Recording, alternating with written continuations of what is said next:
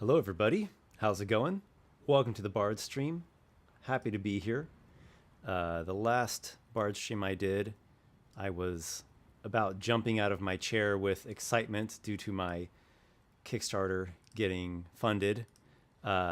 So not quite so squirrely this time around. But welcome. I'm glad you're here. Doing another Bardstream focusing on Monstrous Hero stuff. Last time we got to see the origin, we could say, of an ogre character named Duwayne. And we will continue with him. I've got some updates to the ogre class, partially or largely based upon what I observed in that playtest. So I'm going to go through the updates. We'll do some more combat. Then I think we'll level him up to level 2. I think that sounds like a good plan. But if you have not yet gone and checked out the Kickstarter page, please do so. There are links down in the video description to where you can go check out Monstrous Heroes. The Kickstarter is just the third day in, and it is a 5th edition book that I've been working on for many, many months. So it's already got quite a bit of development into it, and still a lot of development to come. It's all about monster classes.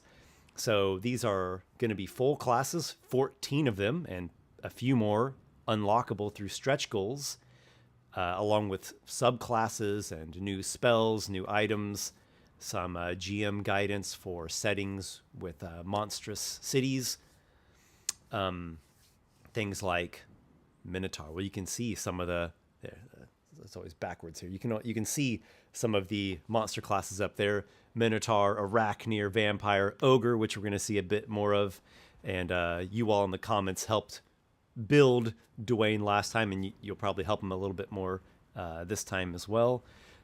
So basically, this book is all about playing non-humanoid characters and being able to really embrace your monstrous side, your wild, savage side. There actually are a few things in that I wouldn't quite call savage, like the Yadira is a celestial, but you get the idea. I'm really stoked about this. I'm loving how it's developing, loving the style. So things are in basically a beta test state. That's kind of what you all are going to be seeing here. So feel free to go take a look at the Kickstarter if you are so inclined. Back it, grab yourself the PDF or the hardcover, or if you're feeling extra saucy, there are some higher level tiers where you can get like a value bundle with the Emporium in there and some adventure modules, or even get your own concept into Monstrous Heroes. So take a look at that. Also down in the video description is a link where you can grab the playtest PDF. This is an ongoing document that's being revised. It's the beta test, like I said. So if you want to grab that, just uploaded version 4.3 today. So it's brand new, a bunch of ogre improvements in there, and you can follow along. I'll also be showing it here on screen, so you'll be able to see the different class features and whatnot here on the stream. Hello, everybody in the chat. Tisdid, or TSD Ted. Dude Guy, Luis, where is the Bard? I'm here. The Bard is here indeed. Hopefully the background is at a good volume. I think last time it was at a pretty good volume. This time it's not quite so loud. It's a little bit more subtle. We've got the windy hilltop ambience by good old Michael Gelfi Studios. Shout out there. Bertie Sanders. Esper, do you have any tips on coming up with limitations and costs for Magic? That is a really big question. There are many things you could do with that. One thing that I would caution you against using is like the caster's own energy or fatigue, because the character can just, and the dire moment, always tap into that last little ounce of energy that was in store, so it's not quite as impactful, I don't think. Takeda 10K puts weapons to the side, orders some mead. Let's do this. Strat player, what's up, Adam? On the way to Stretch Goal City, that's what I'm talking about. Hello, Kathy, good to see you. All right, everybody, let's switch over and talk about the improvements and then get back into some combat. Orion Heller. Hey there, Esper. Great to see you again. Great to see you again as well, Orion. Thanks for stopping by. Okay, so I observed a couple things with last stream's playtest. The Ogre was almost there, but not quite. He needed a little bit more toughness, a little bit more power. It's like I said, he was like 85% of the way there. So here are the improvements that are going to be relevant to what we're looking at. First of all, the racial trait Brutal Bludgeons has been added in. Previously, this was part of the Falling Tree Ogre fighting style, the Great Club fighting style. But I noticed something right as we were live streaming that actually makes things weird, because if you're not that fighting style, then you are incentivized to pick a non-Great Club weapon. Like last time, Dwayne had a maul, and I thought, that's bizarre. It just feels off that only that one fighting style is the one that incentivizes you to use a Great Club, which Great Club is the iconic Ogre weapon. So I put Brutal Bludgeons as a racial trait, sort of like how, you know, a number of races, they have some kind of proficiency or something special with certain weapons that are archetypal to that race. So really all, quote unquote, that this does is it makes the Great Club as good as a maul weapon. So it's not really any great benefit, but it just helps with the flavor of the Ogre class. So all Ogres have that. That's just an Ogre racial trait. Hopefully this is displaying right. Yes, okay. Now, getting into the class features. Ogre, again, this is beta test. Things can change, but I'm suspecting this is going to be the way to go. Ogre is going up to a D12 hit die. That's right. He needs a little bit more toughness. And speaking of toughness, the toughness feature has a revision that now says it's not a once per short rest thing. It is an at-will thing. It takes your reaction, so it is just once per round. When you take bludgeoning, piercing, or slashing damage, you can use your reaction to gain resistance against this instance of damage. So this is a pretty powerful feature. The idea that I have, the concept that I have for the Ogre is that the Ogre is pretty easy to hit. It's a low AC class, but it's resilient. It's very resilient. So I've compared toughness to Barbarian Rage. That's what I'm comparing it with for balancing purposes. And we're going to see here in a second, but I think it's balancing well. Rage only lasts for a minute, whereas toughness you can do just kind of forever. Every round you get your reaction back, so once per round. So in that way, toughness has an edge. You don't have to be in rage mode for it to be working.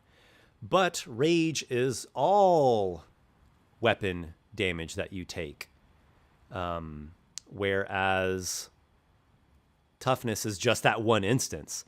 So if you're fighting just one single creature, toughness is quite an advantage. If you're fighting a group of creatures, it's not as good. I am going to have Dwayne fight against two goblins.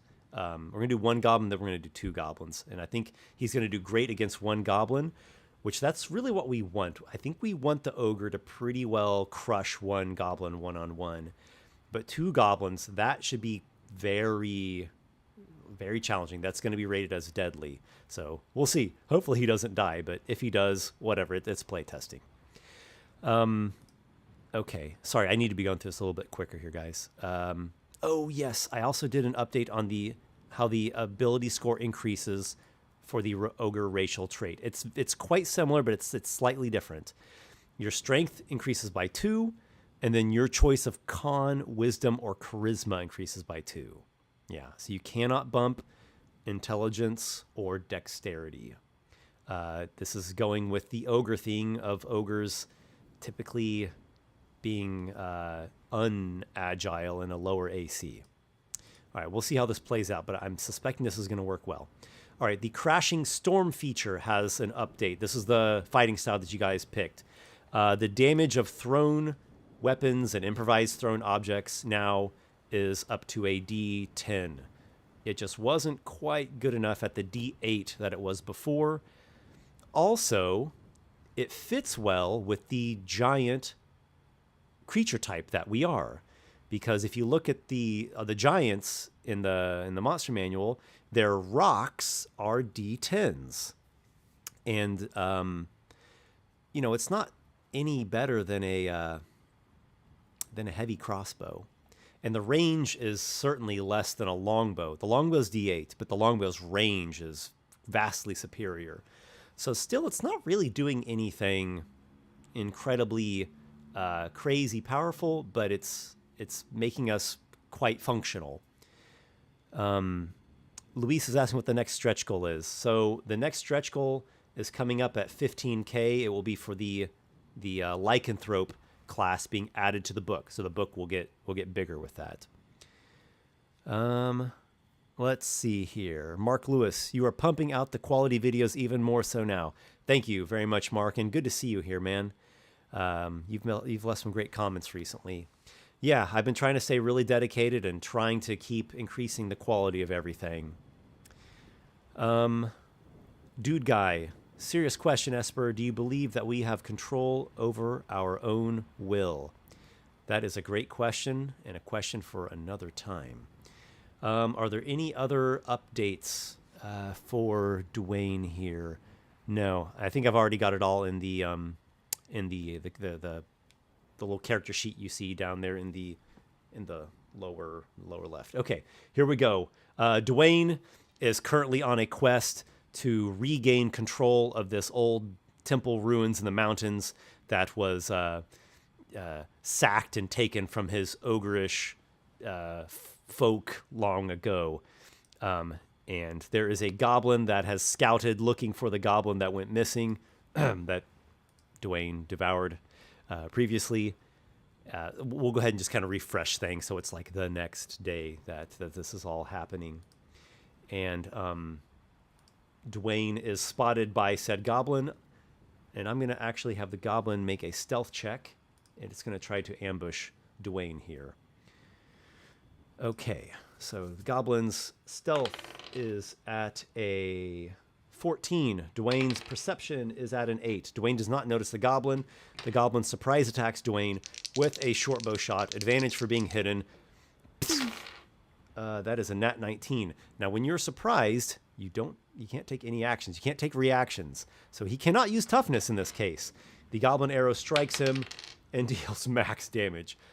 So we're starting off the combat encounter with Dwayne already having taken 8 damage. Already just over half his hit points knocked out. That's not good. Dwayne rolls initiative, ties with the goblin. I'm going to give it to the goblin because it's a more dexterous creature. All right, let's do this. Round 1. The goblin again shoots the short bow.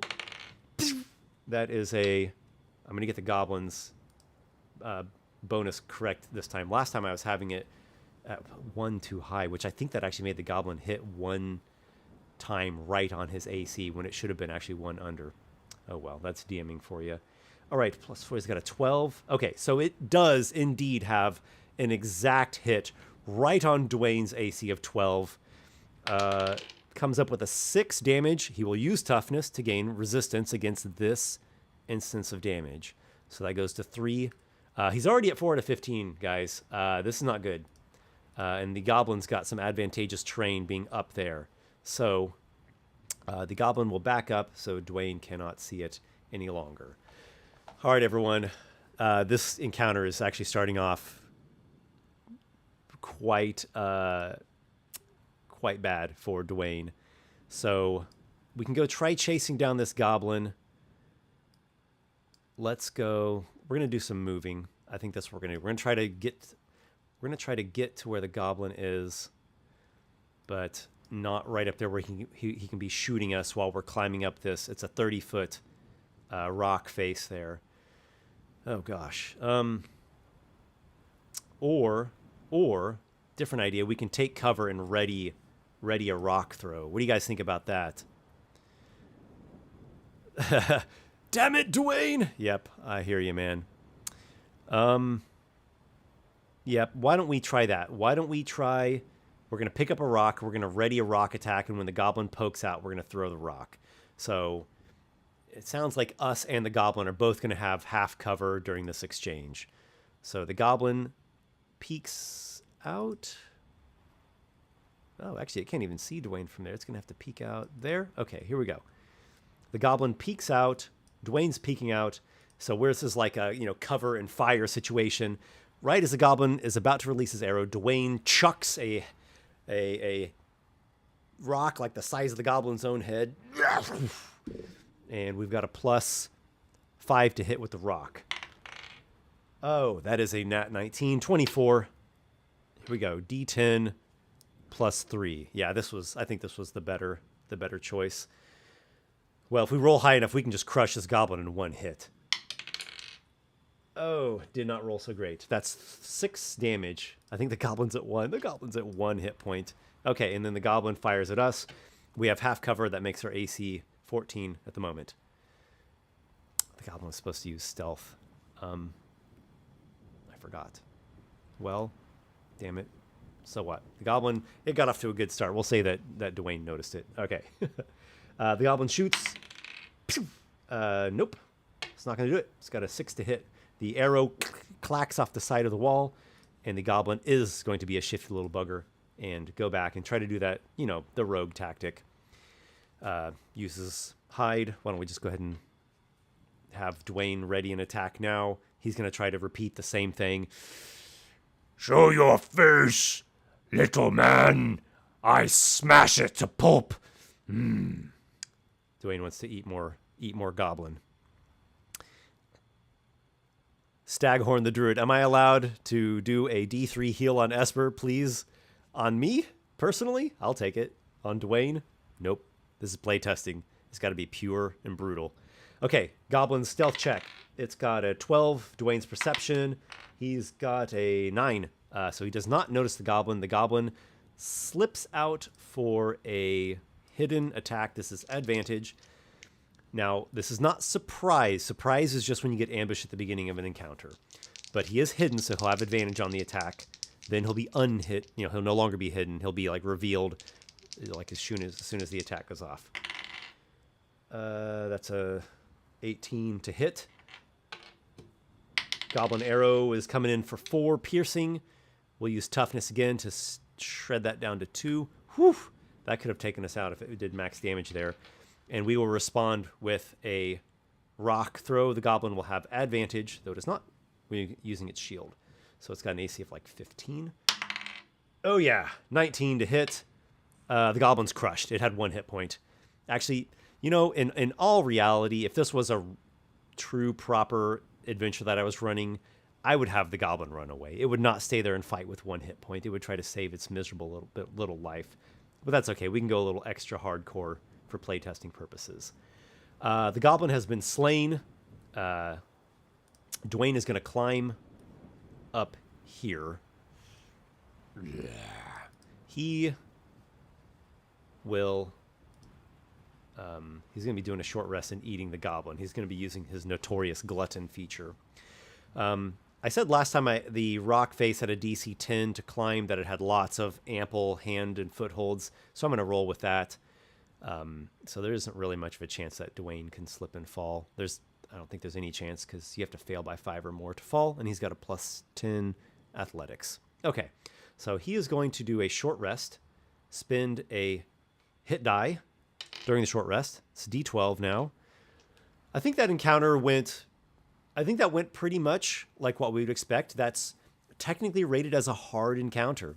I know it's just 1 goblin, but he's just a first level character. He's you could think of him like a first level barbarian. It's not the exact same thing. The features aren't really the same, but there is some comparison we can draw. And I think that's a good rule of thumb to go by when you're creating classes. You can usually think of 1 class, maybe 2 or 3 classes that are the most similar to the class you're making, and you can kind of compare the features to get a gauge of about how strong they should be. Then you do playtesting, and you do more playtesting, and you revise and revise and revise for months and months and months. Okay, so we're down to 2. Hit die. Here we go. I rolled only a 3 + 3, 6. So we regain 6. We are at 8. That is not fantastic. And that's our only one hit die that we have. We are going to devour the goblin over the course of only 2 minutes with Notorious Glutton. I guess this was part of the short rest, so 2 minutes out of the hour. If you missed the last stream, when I explained it, the ogre has a racial trait called Notorious Glutton. You can eat a lot of food per day, and you can eat fast. And as soon as you've eaten 40 pounds of food, approximately the size of a small-sized creature, you gain temporary hit points equal to 1d8 plus your ogre level. I rolled a 4 plus 1. We got 5 temporary hit points. So we're not at a great spot, but not terrible either. Okay, so the next encounter is going to be rated as deadly. We're going to try melee with the goblins with shields equipped, and they're going to be coming at him in melee instead of this ranged exchange.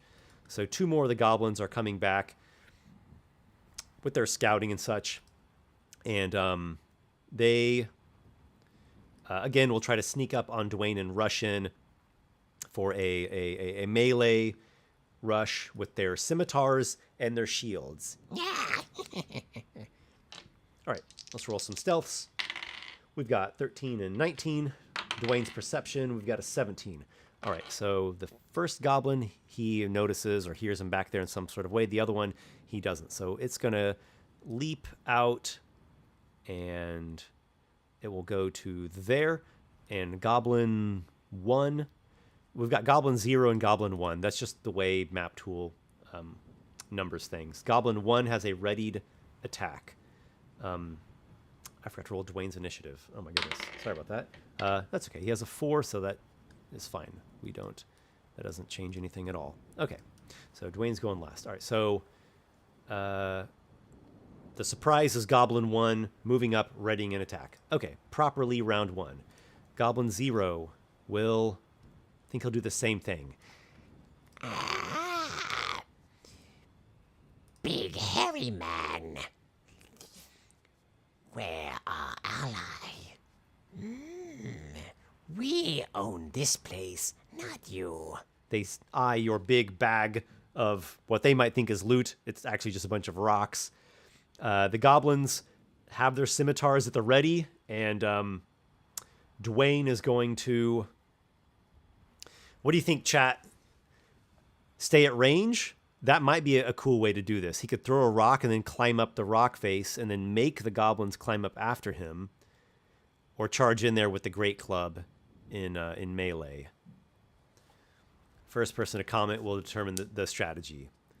Dwayne climbs up the rock. The what do we call that there? The tor? No, not the tor. The bluff. We'll call it a bluff. The butte. And chuck rocks from up there, or go into melee with the great club. Bryant, what's up, man? Good to see you here, buddy. Rock and make them chance it. All right, I think that's a good tactic. So we can do quite a bit of damage with our great club. It's 2d6 plus 3, but we're specialized with the rock throwing. So we're gonna climb. I am gonna make the check because if he rolls under the 10, he'll stall out and waste his speed. He's fine. Got a 17. So we're going to climb up. We're going to say he's to there, and he's gotten up 15 feet. You climb at half speed. And he will stand at that ledge, and he will throw a rock down at... we'll throw it down at this goblin here. That is 16 to hit. Goblins have 15 AC. Actually, probably going to throw it at him. That's no... There'd be cover there. So there's no cover. Straight shot. Hits the goblin right on the AC. We got a D10 plus 3. 6 damage, just like last time. So Goblin Zero is down to 1 hit point. I think this goblin is going to start playing things safe now. It's going to go back over here to get full cover, and it's going to put its shield away. And then next turn it'll see if it can do some pop out, fire an arrow, and then get back into full cover. This goblin here puts his scimitar in his teeth. You pay for that! And tries to climb. Now, goblins have a -1 strength. They are not the best climbers. He's fine. He got 14. So the goblin climbs, and we'll say he gets up into range, grabs his scimitar, take grip on it, and swings with melee for a, I think it's exactly a 12. He's got +4. +4. Yep, he's got exactly a 12. Hits. Scimitar is D6 +2, same damage as the short bow, just slashing. There's 7. We'll use our toughness, of course, and that bruises down to 3. 3 shaves off the temporary hit points. You always hit off the temp hit points first. It's like a buffer shield. Okay, cool. So the reason I wanted to do multiple enemies is to show how toughness is noticeably less good than Barbarian Rage against multiple foes. But that's okay. I don't want it to be something that's like, oh, this is objectively better than Barbarian Rage. No, I want them to have different situational ways in which one could be better in one situation, one could be better in a different situation. I want it to feel kind of different. I'm not trying to just copy paste. I'm trying to make whole new classes here. But he smashed that other goblin with a rock, so probably, I probably should have the goblins rush in and just get right up on him in melee first. Maybe we'll do a redo of this encounter. That's okay. Let's keep moving along. All right. So the goblin back there gets his short bow out. We'll say he does hide for that's his bonus action. Yeah, goblins are shifty like that. So he's only done a bonus action. He's gonna pop out to where it's like half cover that he can see, just like the top half of Dwayne. Stealth check. It's 21. Dwayne's perception is definitely under a 21, so he takes a shot with advantage. So I guess we are getting to see the 2 attacks coming at him in one round. Oh yeah, that'll hit. There's 21. Goblin arrow hits for 4 damage. Okay, so cool. We are getting to see it. So I guess we won't need to redo this encounter. So there's nothing he can do about that. He takes the full damage now. So 4. There's 2 off the temps and then 2 off the regular. And then the little bugger jumps back there. Ah, die and fall down your stupid mountain. All right. Oh my gosh, I just blanked out. I think I did something wrong there. Sorry, guys. I'm juggling a lot of things. It was supposed to be Dwayne's turn and then Goblin Zero. Oops. Oh, snap. Okay. It's okay. I can retcon this quite easily. So Dwayne actually went before Goblin Zero. Sorry, guys. I'm juggling like a ton of things here. All right. So Dwayne will brandish his great club, this big tree trunk, and swings it. That is 13 to hit. The goblin has a shield. It's got an AC of 15 right now. It sort of batters the goblin a bit over, but it doesn't actually damage it. Okay, then the other goblin goes. It had the successful stealth. It shot with advantage. It hit.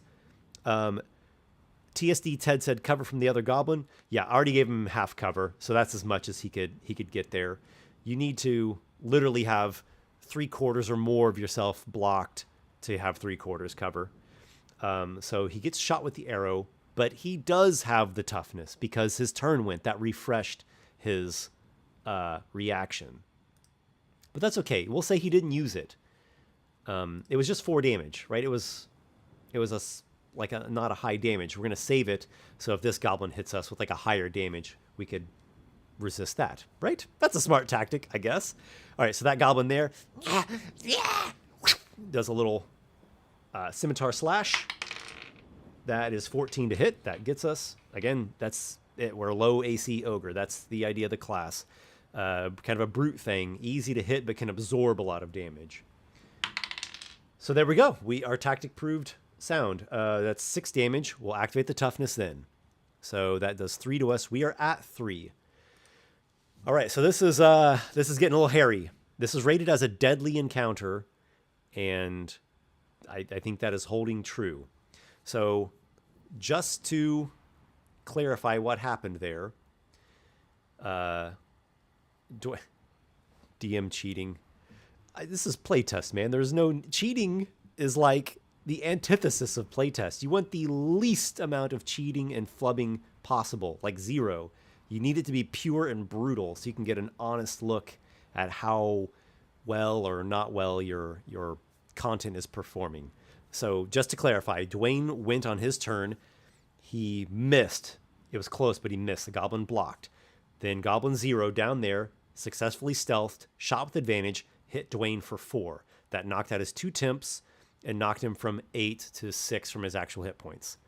Then the Goblin 1 up top just hit with his scimitar slash. That dealt 6. We resisted it from toughness, dealing 3, taking us down from 6 to 3. Okay, back to Dwayne. Reaction refreshes. We've got our great club out. We're going to swing. What we're wanting to do here is we want to kill this goblin and then try to maneuver. Maybe we can get... I think we can get up to the very top to where if we're like right in the very center here, it couldn't see us. We might even crouch down. Yeah, I don't think he'd be able to see us because imagine looking up like a 30, 40 foot rocky butte and there's something is like at the very center top of that mass and crouch down. He couldn't even see him. Okay, we got to hit this goblin and we got to roll enough damage to kill it. You can do this, Dwayne. All right, guys, here we go. Great club. I keep rolling underneath this wire. What did I get? We've got an 11. That sucks. We might be dying here, guys. This might be this might be it for Dwayne. Shit. Well, nothing we can do about that. We're onto the goblin. Can we maneuver at all? So here's the thing. Like, yeah, we could say we kind of maneuver a little bit, but if we start climbing out of the reach of this goblin, it's got an opportunity attack, and we don't want that. We could, crouch down and say, oh yeah, that would be like 3/4 cover from the archer on the ground. That makes sense to me, but that would give advantage to this guy here. So, we're just trading a dozen for two, trading a dozen for 2 6s. Okay, let's do this.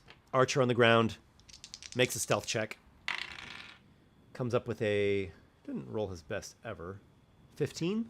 Dwayne's perception, 11. Nope. Okay, so it's going to be firing again with advantage, though we have half cover. Oh yeah, it's 16.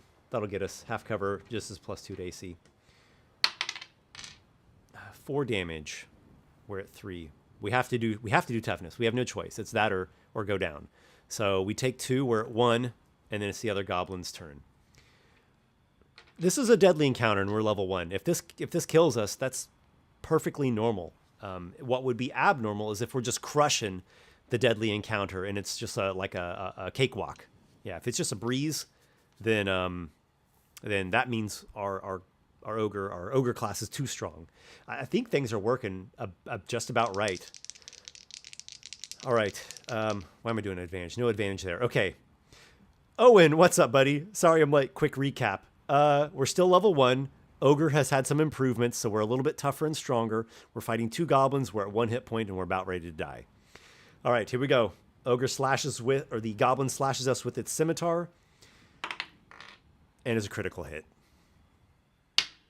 We are dead. We are slashed open, flayed, kicked down the mountainside. That's curtains for Dwayne. But do not weep, everyone. Do not weep. This is good. This actually was perfect. This was a solo character at first level in a deadly encounter. And we did pretty good against those goblins. We could have beat them. There were a couple different opportunities where if I just would have rolled better, we would have taken them out. So really the chance to win was there. But the chance to die was definitely there as well, which that's what a deadly encounter is. So that's fine. What we're going to do now is we are in beta test land. This is not an official campaign or anything. We're going to level up Dwayne to 2nd level. So chat, help me do the level up here, and then we're going to run a different encounter against I think it's a magma method, which should be pretty challenging because it's not going to be doing the physical damage. It'll be doing fire damage, and the toughness now is not going to help against that. So we shall see. That will be rated as a hard encounter. It's a CR 1/2 against a second level single character. Okay, everybody. So second level Ogre is where you choose your Ogre path, your subclass. Okay? This is a big decision here. Let's go. If I zoom out, can you guys still read that okay? Hopefully that's not too small. I think if you're on a cell phone, that's going to be too small to read. But I'll be explaining things. Ogre Paths. Okay, we have 3 Ogre Paths, 3 Ogre subclasses to choose from. So guys, let me know what you think is the way to go. We have Brute. Brute has 2 features at second level. Oh, here's the description. You began as a ruffian and warrior, but as time goes on, your incredible powers reveals your potential to become a champion among giant kin. Hulking Ogre, your musculature is a spectacle to behold. The feats of strength that you perform are truly those of giants. You have advantage on strength checks. Not strength saves, just strength checks, like lifting up things and breaking things open. And you ignore the first 30 feet of falling damage as long as you are not incapacitated. That will also combo later on with this Quake landing feature at 10th level. You also get Rampage at 2nd level. When you reduce a creature to 0 hit points with a melee weapon attack on your turn, you can use a bonus action to move up to half your speed and make a melee weapon attack. That is the Rampage feature from like certain monsters in actual 5e. So this definitely is tiered to melee, and the fighting style we picked is a rock thrower or a thrown weapon style. It's not necessarily a bad thing because sometimes we will be in melee. Ogre is a melee class. So Brute is not a bad choice. It's not, what would I say, the most optimized one, but not everything has to be totally optimized. It'll still be a good choice. The next subclass is Grim Overlord. You embody the archetype of a brutal warlord. Many fear you, and those who do not will soon learn. The ones who defy you will end up adding to your adornments with their treasures or their very bones. Browbeat Strike. These little Morningstar icons means it's a strike. You can only put, you cannot apply more than 1 strike on a single attack is what that means. When you hit a creature with a melee weapon attack, you can declare a Browbeat Strike. The creature must make a wisdom saving throw. On a failed save, it's frightened of you until the end of your next turn, and it must choose one of the following: to take an additional 2d10 damage from that attack. I think it's supposed to say from that attack. I'm going to make a little note here to myself. I forgot to put that in there. It's just a little clarifier that, just in case people get confused about it. Come on, pin. Browbeat Strike. First bullet point needs the from this attack or something like that. It's on my actual like master document, but I guess I forgot to get it in the PDF. From this attack or whatever it actually says on the verbiage there. Okay. So you hit when you hit a creature with a melee attack, you can choose to use Browbeat. They have to make a wisdom save. If they fail, they're frightened of you till the end of your next turn, and it has to choose to either take an additional 2d10 damage from that attack, or on its next turn, the only action it can do is dash or dodge. So either suffer the full smash of this Browbeat Strike, or just be completely defending yourself on your next turn. It is once per short rest. It's a pretty powerful ability there. The DC of this, by the way, is based off of strength. The Ogre class features DC is based off of strength. So like a fighter Battlemaster maneuver DC. It's like 8 plus proficiency plus strength. So it'd be DC 13. Also at 2nd level, Embodied Menace. An intimidating air surrounds you, and those who cross you shudder to behold that you are a dread overlord on the rise.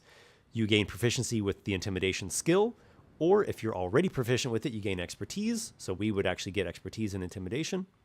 and you have advantage on saving throws made against being frightened. So you are harder to frighten yourself. Jeff, welcome. Good to see you here, man. So you're not the first person to say that. It seems strange the target gets the choice. So I think if I added in more flavor text, it would make more sense. But adding flavor text always comes at the cost of taking up more space. And space is at an absolute premium when you're formatting stuff like this. So the flavor is that either the creature is letting itself be born to the full brunt of this powerful hit and taking this like power attack, or it is blocking off the worst of the attack, but in doing so, it's having to focus its efforts on just defensiveness. Thus, on its next turn, it can only be dodging or dashing, either blocking or running away. So I'm going to have to think about this. The flavor text would make it make more sense and I think it's a cool theme, but at the cost of taking up space, and it's already, you know, sort of wordy and sort of complex. It's not crazy complex, but it's a little on the complex side. Jeff, I feel like no one would choose to take the extra damage. You say that. Now, if we're fighting a goblin, yes, the goblin will not take that extra damage. It'll just get crushed to death. But, you know, what if we're fighting a chimera or a dragon or another ogre or something with a lot of hit points? It might just take the extra, because 2d10, that's like an extra 11 damage, let's say. It might just take the extra 11 damage and not lose its action on its next turn. So let's see. You're the second person to mention that. So that's like, you know, now that's a blip on my radar, and I'm like mentally noting, maybe that should be revised, maybe not. Let's see. Okay, let's keep moving along. The third and final ogre subclass is Oni Blooded. Running through your veins is an innate magical connection owing to your Oni heritage. Your skin has a more colorful hue than most ogres. 2 small horns sprout from your forehead, and there is a supernatural intensity to your eyes. I imagine most people, when they make their ogre character, like when you make any D&D character, you look ahead at the subclasses and kind of in advance get an idea of what you're going to take or what you probably will take. Or your campaign just starts at second level or higher. So you would have kind of flavored the appearance of the ogre ahead of time to be more Oni-like. So this is the magical ogre, the Ogre Mage, as we might call it. You get spell casting. It's a 1/3 caster, sort of like an Eldritch Knight. At second level, we would know 2 cantrips chosen from the sorcerer list, and we would have 2 first level spells known and 1 first level spell slot. It's just second level, so we won't have much. Again, it's from the sorcerer spell list. It's a charisma spellcasting ability, and we did go with a 13 charisma. You know, we could have done a 13 dexterity, but we went with the 13 charisma to give that potential to maybe do the Ogre Mage. You also get Ghostly Gift. Once per long rest, you can cast invisibility without expending a spell slot. All right, guys, so what are we thinking? Brute to go with the most powerful melee Hulk. Grim Overlord to go with some kind of fear-based abilities, a pretty powerful browbeat strike if they fail their wisdom save. At higher levels, you get minions. You get like 3 goblin allies that attend you and are kind of always there to help you and fight as your little minions. Or Oni Blooded and tap into some magic ogre mage type stuff. What kind of votes we have here? Bryant said Oni. Dude Guy says Oni. Mark Lewis says Oni. Owen says Oni. All right, Oni it is, everyone. Okay, so I'm going to roll. First, we're going to roll the hit die. Okay. 12th. D12. Got an 11. Oh, nice. +3. Oh, that's so sweet. Oh, that D12 is so sweet. And when you roll high. Yeah, our hit points just went up by 14, guys. We're at 29 hit points now. That's awesome. Okay, so we want class features. Oni Blooded well, actually, we don't really need to put that. Let's put the spell casting, and we will put what was it? Ghostly gift. Ghostly gift. Oh, can you guys still see this full character sheet? Oh, that bumped over. Here, let me see if I can. Darn it. What about that? Is that better? Okay, yeah, that'll work. Okay. And let me put in a spell casting now. We need 2 cantrips and a first level spell, everyone. So throw me some suggestions from the sorcerer spell list. Sorcerer spell list. 2 cantrips and 1 first level spell. I'm going to put our spell casting here. Okay, we've got, it's going to be only DC 11, so keep in mind our DC is not great. And +3 to hit with spell attacks. DC, right, because it's 10 plus the charisma of 1. Okay, so we're going to have 2 cantrips and 1 first level spell. Our DC and our spell to hit is not great. Again, it's sort of like the Eldritch Knight. Chaos Bolt, says Orion Heller. Is Booming Blade Sorcerer? Yeah, of course. Booming Blade is Sorcerer. Yeah, for sure. So, do we want Booming Blade? Do we like that? Booming Blade is a pretty damn cool choice for the Ogre because it's such a powerful melee character. And Booming Blade is like, you hit the creature, and if it moves away from you, it's going to take damage. So it's either stay next to me and suffer the wrath of my attacks next turn, or walk away and take thunder damage. Sleep. Oh, sleep is a great choice. That's also Oni flavored. Onis are known to have like sleep magic. Mark Lewis says shield. Shield is good. Owen Keenan, the Oni's ability to draw fire by concentrating on shutdown spells while having the HP to tank sounds like it would be really cool in a fight with a group. Stuart Banana, Friends for the cantrip. Jeff Scheibelholt, Dancing Lights, Minor Illusion, Earth Tremor. That's cool. Stuart Banana, Minor Illusion. I like Minor Illusion quite a bit. Owen Keenan, Green Flame Blade is more thematic for an Oni, though. Okay, sleep is such a good choice. But here's the thing. I think if we take sleep, we're just going to knock the method out like that, and the fight's just going to be over. So why don't we maybe think about sleep once we get to next level? Because at 3rd level, we'll get to learn 1 more spell and get 1 more spell slot. So let's do the... what was that suggestion for the 1st level? Was it Earth Tremor? Let me go... double check that one. That like knocks them prone and does bludgeoning damage. Okay, dexterity save. On a failed save, 1d6 bludgeoning and is knocked prone.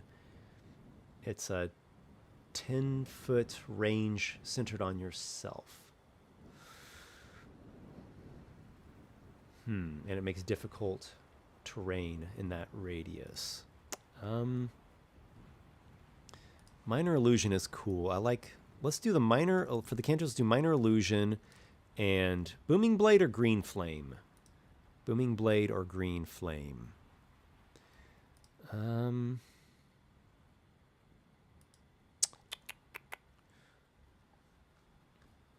Those are both good choices. Let's do the Booming Blade. I like that way that it has a sort of control effect. Earth Tremor. Jeff, you're very excited about the Earth Tremor. It is good flavor for an ogre. All right, let's do Earth Tremor. It's not the most optimal choice, I think, but that's okay. We don't have to have everything be optimal choices. I think that's totally fine, and it's a fitting for an ogre flavor. Let's do Earth Tremor, and I should make a note here. Ghostly Gift is once per. We'll do LR, once per long rest. Okay, so let's do this battle. We're going to do it inside the temple. this encounter with an with a magma mephit. Here we go. Magma mephit. Small size. Okay. And I want them to start off 60 feet away, maybe? No, let's do 30 feet away. 30 feet sounds good. Okay. So this is, again, refreshed. We're back to like the next day or whatever. And I'm going to roll for Dwayne's initiative. Let's do this.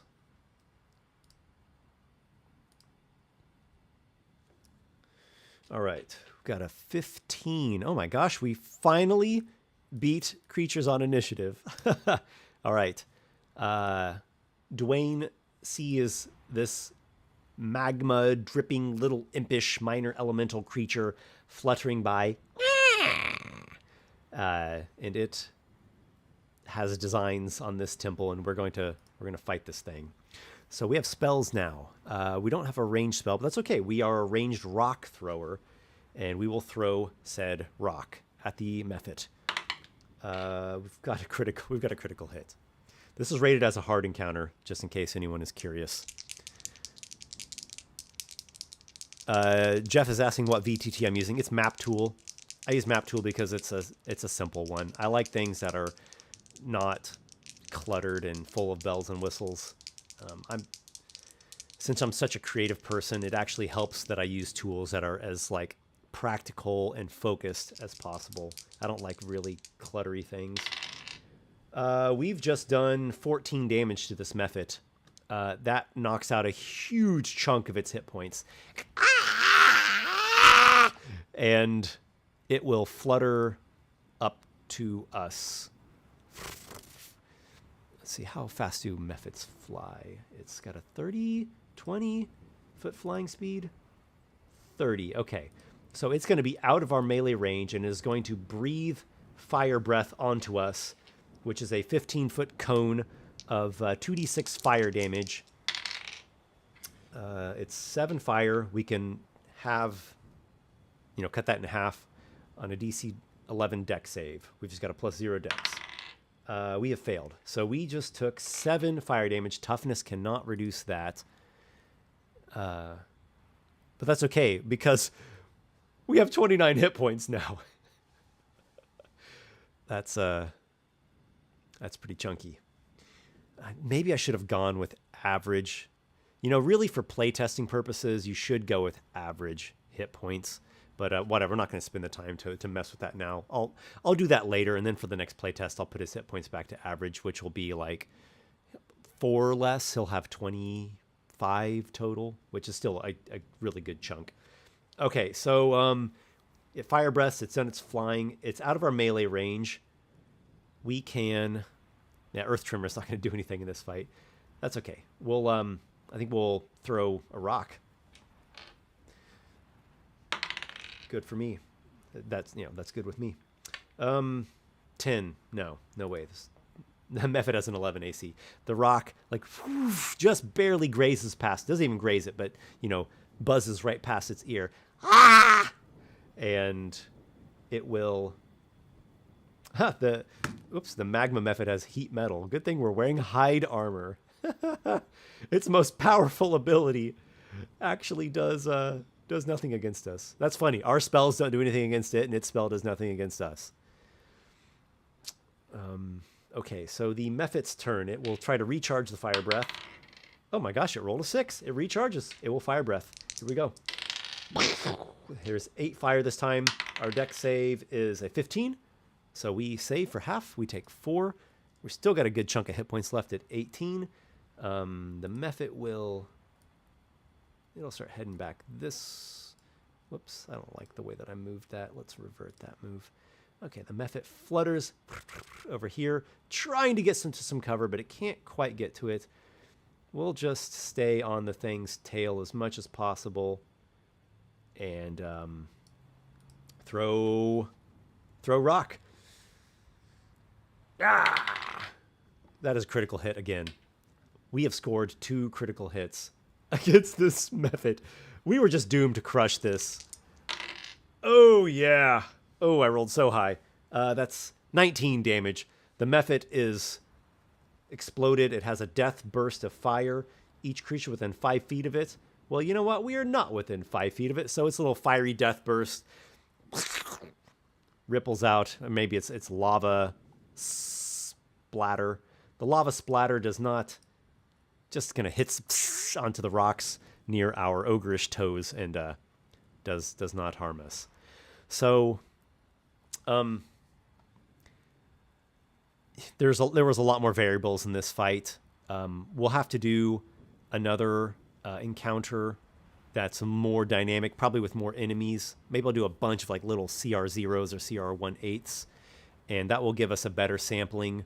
But, you know, we scored 2 critical hits against the Mephit, and it burned us with some fire. So for being a hard encounter, it seems fine enough. Nothing really strikes me one way or the other.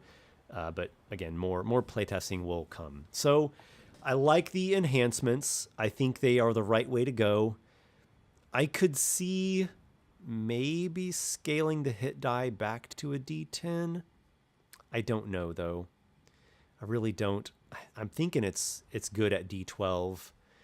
It really fits the like tough brute with a bunch of resilience and a bunch of mass and whatnot.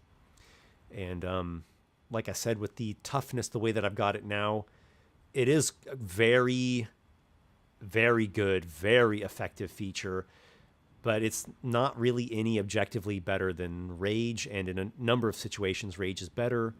Rage gives you the damage bonus as well. I forgot to mention that earlier. So I think it's balancing out well. Any comments, guys? Oh, I'm seeing comments here. Eat it. Forbidden rock stew. No, I don't think I'm going to eat lava. That doesn't sound like a good thing to eat. I think that'll just burn us. Everyone's saying D12s. Yeah, I think D12 is feeling right. My only slight concern is if the player finds a way to get the AC up high, but I mean that's no different than a barbarian. You can find some way to get the barbarian AC up higher, and that's fine. And in fact, the barbarian's AC probably will be slightly higher due to the unarmored defense. A lot of the monster classes in Monstrous Heroes have unarmored defense to serve as natural armor because they are monsters that have natural armor.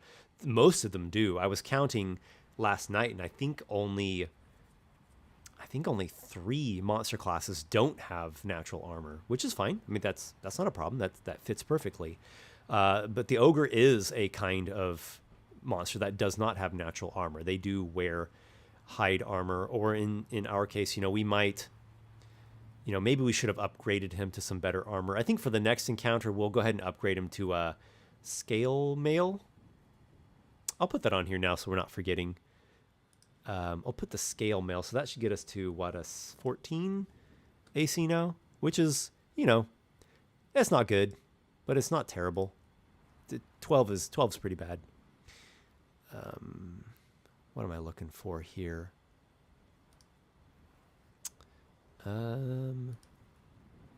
Equipment armor. Yeah, 14 for scale mail. Technically 14 plus your dexterity, but we don't have any dexterity bonus.